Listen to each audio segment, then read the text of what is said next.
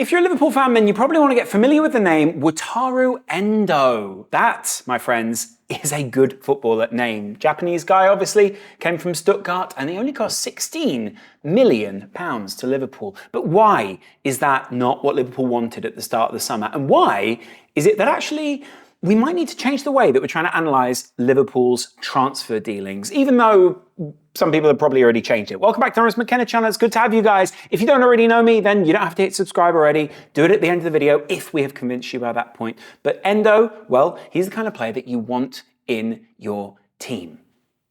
In Liverpool, he'd probably fit in here in the DM position, probably. Though I'm not saying that that is exclusively where he would fit. But, I mean, if you look at the rest of the strengths and weaknesses of the players, what he enables, and also what he brings from Stuttgart, then, well, that is pretty much what we're expecting. But a lot of this is being shaped by the narratives and the stories that are being told around Liverpool. Do not be fooled here, guys. Just because a journalist tells you that Liverpool want this profile of player or that profile of player, I just spent 10 minutes watching Sky Sports coverage of this. Not once did they tell me, well, not once did they tell me something I didn't know. But anyway, let's just go, just for a second, and take a look at some of Liverpool's summer already, all right? They went in for Lavia, did not get Lavia, and that was on the back of two really quick signings. They'd already got McAllister, fantastic signing, and then they got Szoboszlai, a surprise but fantastic signing, and a fairly swift piece of work as well, probably due to the relationships from the two Germans running transfer operations. Now, we can go into some of Lavia and maybe later Caicedo, but I don't know if it's interesting or healthy to go into the whole Caicedo thing. They then missed out on Caicedo, they missed out on Lavia, two of their main transfer targets, if not the two main transfer targets. You could even argue that Caicedo wasn't even one of Liverpool's main transfer targets because, well, they went in so late for him. And, well, how serious is £110 million? Do you know what I'm saying? Do you know what I'm saying? Anyway, profile-wise, I just wanted to put them next to Endo because, well, there's something quite interesting about that. Endo is the one in green, Lavia is the one in blue. Now, bear in mind, when looking at this and comparing Lavia to Endo, Endo to Caicedo, Endo to Hendo, which I'm pretty sure that might have been how the transfer came around, Endo literally being on the table, Schmack's calling Klopp and saying, do you want Endo? And he goes, I'd love him back. Boom, it's fantastic. And they ended up with Endo. That wasn't worth the squeeze, was it? Anyway, they missed out on Lavia, I think, at least. And now it means they've had to go back into the transfer market and find value elsewhere. Where is that value? Well, clearly would have been with Caicedo. He's also young. He's got about a decade's less experience, but he's got about a decade on Endo to get up to that level. And already some of his attributes can compare favourably, should we say, to Endo. Although all of this, I will say, taper all of your expectations with the fact that when we looked at Lavia, for instance, when I did my Lavia analysis and when I analysed Lavia for Chelsea, I often thought to myself, well, hold on a minute, he's playing for a much more limited side, but he's still displaying really high ceiling. He's playing for a side that were relegation bound, which at one point Endo was also doing, and he was also playing in a position where he was being asked to do different things. Endo also being asked to do the same. Now, one thing I want to flag before we get into any of this is Liverpool have lost Fabinho and, of course, Jordan Henderson, both of which have signed contracts in Saudi Arabia since, both of which Liverpool have bought a transfer fee in for, possibly changing some of their summer, but we can question FSG on another day. Part of the reason I think these guys were let leave so easily was A, they wanted to go to Saudi Arabia, there's a huge payday there, but B, Liverpool are trying to change the profile of player that they're bringing in and the kind of thing that they want that player to do. Lavia isn't your traditional six. Caicedo is closer to a more traditional central defensive midfielder, but he's also progressive. Liverpool already have some profiles of players, and arguably Liverpool have already started looking at defensive players, Doucouré, Amrabat, and by the way, you know, Doucouré still fairly far ahead of Endo still fairly far ahead of Endo in terms of favourability. And Amrabat, well, he doesn't attack as much, but technically, defensively, and tackling-wise, he's favourable. Of course, Liverpool already have some other profiles in the side that I wanted to go through, three of which I think are fascinating, probably because they fall more into the Endo-style position. You could have put Harvey Elliott in here, but let's not do that for now. Thiago.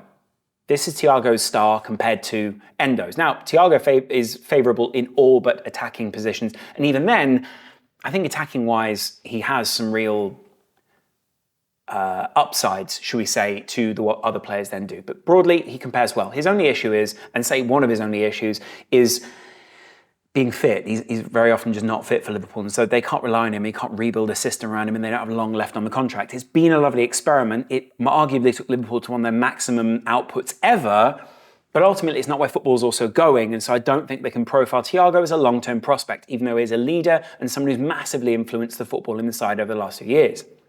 There's also Bajcetic.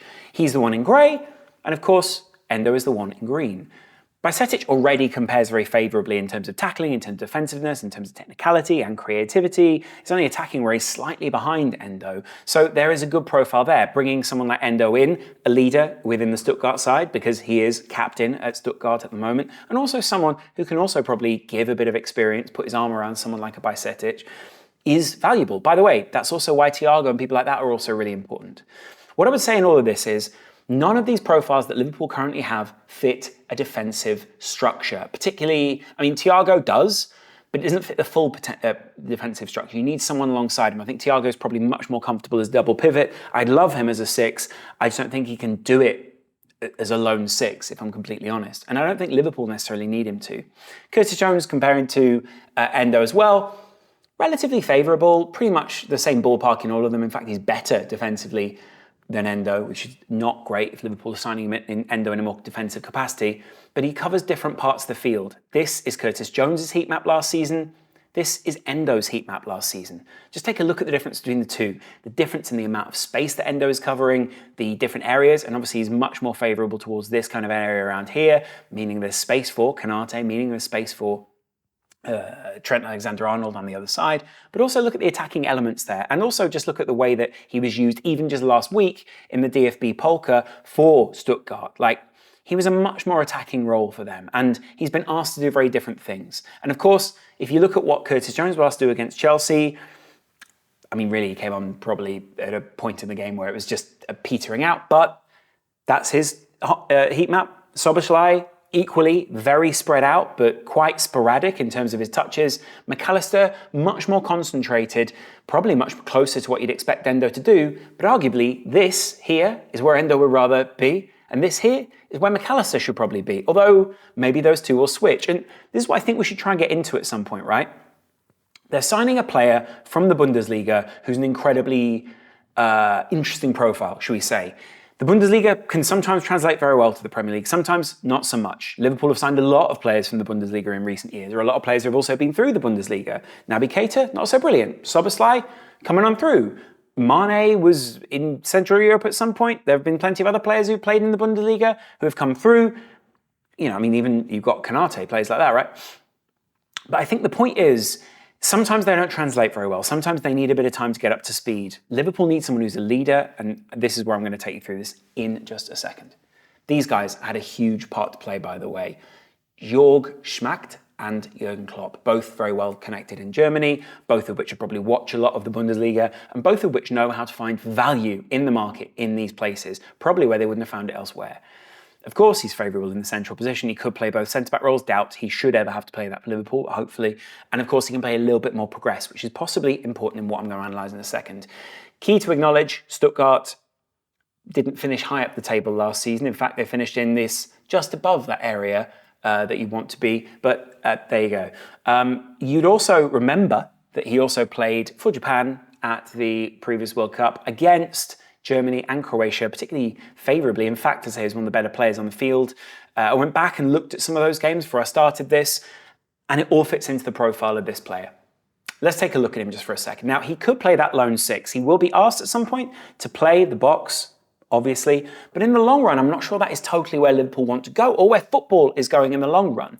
What we have to remember here is what Liverpool are looking for, and what happened against teams like Chelsea on the weekend was that actually Trent didn't step into midfield at all.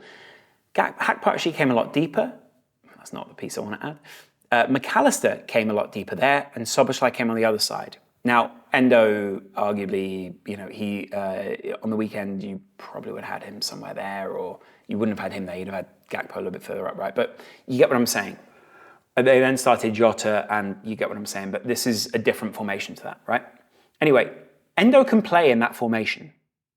He can also play instead of McAllister in a DM position like that. So you could put McAllister over here, arguably more progressed like that. But I think what the key is, and what Endo is going to offer, is he can offer someone who can lay deep, which is arguably a profile that a lot of big teams are looking for at the moment. They want someone who can be a deep-lying playmaker, but also make standing tackles, because there's different kinds of tackles. Saying good defensively is one thing. Standing tackles, blocks, interceptions, lying tackles, sliding tackles. There's many different profiles of how to win the ball back. Endo is incredibly, how do I put this?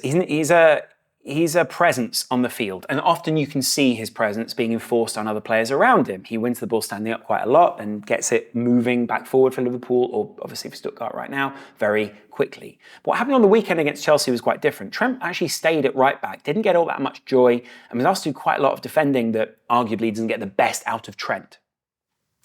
Endo in those kind of positions would probably allow a Konate to go over there, a Trent slip up the field, and to go more like there, or more like this box here. I wish I had James's screen, but I don't. Anyway, Trent then goes here, right? So you've then got Trent moving forward, but also you've got Trent slipping inside. He can do his best work from around here on the field. That's what a lot of teams want to try and stop this season. They want to try and pin Trent back and basically go, hey, you can't play, so Liverpool therefore can't get a ball out. Now, what that meant was McAllister sat a lot deeper, Szoboszlai came a lot deeper, and you remember that ball out Salah, the ball across to Diaz, and boom, it's a goal. It was good, right? It was a good piece. But what happened was players rotated back into the centre of midfield to do a shared and collective defensive job. Now, arguably Liverpool have always been a collective defensive team, but you notice on the weekend they were trying to win it even higher up the field. Jota sat on Gallagher to try and stop them from being able to go through him. That allowed their defenders to come down the field. Salah would then press them. And basically, Liverpool would then try and get it into the central areas, try and win it back with their numbers, right? Now, weirdly, that left Robertson and Trent quite passive in the midfield and also just generally for Liverpool. And it gave a lot more for Konate and Virgil van Dijk to do. You remember Szoboszlai was sort of back here at one point doing a bit of defending. There was a lot more of a defensive load that was spread. If Endo came into the team, you'd argue that he could be a lot more of the guy that takes that defensive load off the McAllisters, the Szoboszlais, even the Trents, even the Robertsons, who will ask to be rotating around. But I mean, really, it's that, but actually it's that in practice, isn't it? Like, it is that. He is a left midfielder. He's much more like a Chilwell than he is anyone else. And, you know, arguably other people are basing their systems completely on what Robertson has done in previous years because they see how much joy they get down there. So there's a lot there as well. And then really he'd free up other players is the point. Now, he's a great ball winner. He's also someone who is great with combination play. He scored 6 goals, 4 assists in the previous season. I'd argue Liverpool aren't getting him for those reasons. But what he does allow Liverpool to do is free up all the right players you want to free up. Essentially, you could even do this if you wanted to, as like I guess when they're attacking, you've got a little bit more, don't want that, stop grabbing the wrong guy. Trent can almost go there. Now, that doesn't make him defensive, it just means he can distribute from there. But it definitely takes a bit of the pressure off Trent if you've got someone like Endo there because he can play a lot deeper.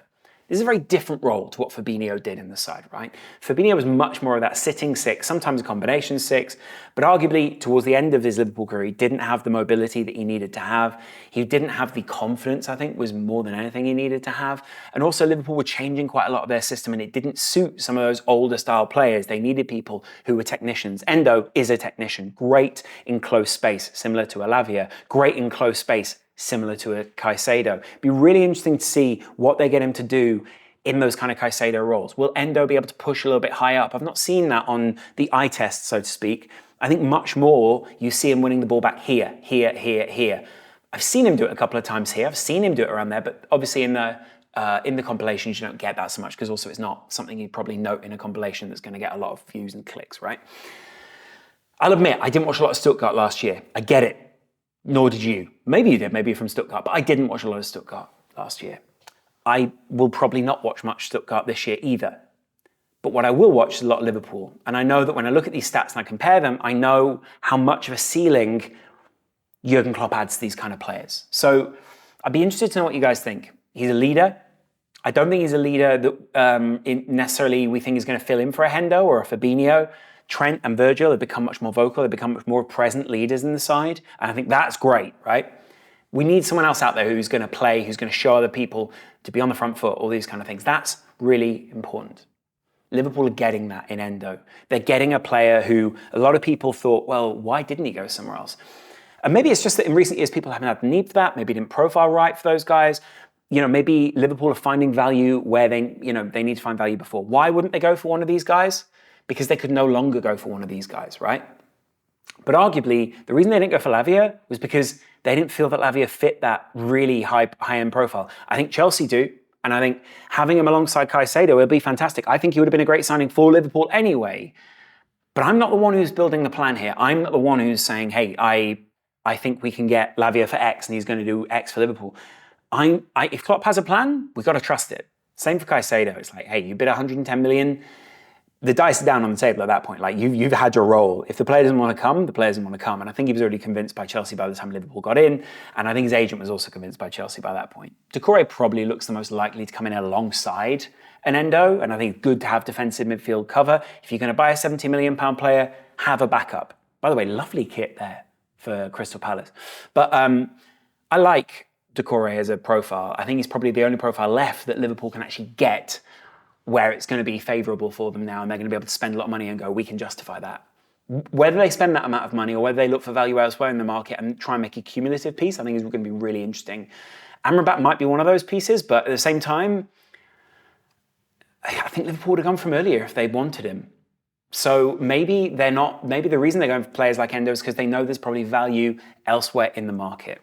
This guy is the kind of person who brings in the right mentality. He is the kind of person who brings in a drive, the kind of player that you want to have profiled and basically bring into your side and say, hey, we need someone who's going to push for. We need someone who's going to be eternally positive. We need someone who's going to bring constant energy. We need someone who people are going to really enjoy watching. So I would love to know what your guys' thoughts are. I will be back analysing more players. Let me know down in the comments below what your overall idea of Endo is, where you think he's going to play, who you think he will replace, where his place on the team sheet goes. I think I've outlined it quite well there. Yeah. Anyway, it's good to chat to you guys. I will chat to you again in a little while. Have a good day. See you later. Enjoy Endo. Endo, welcome to the Premier League.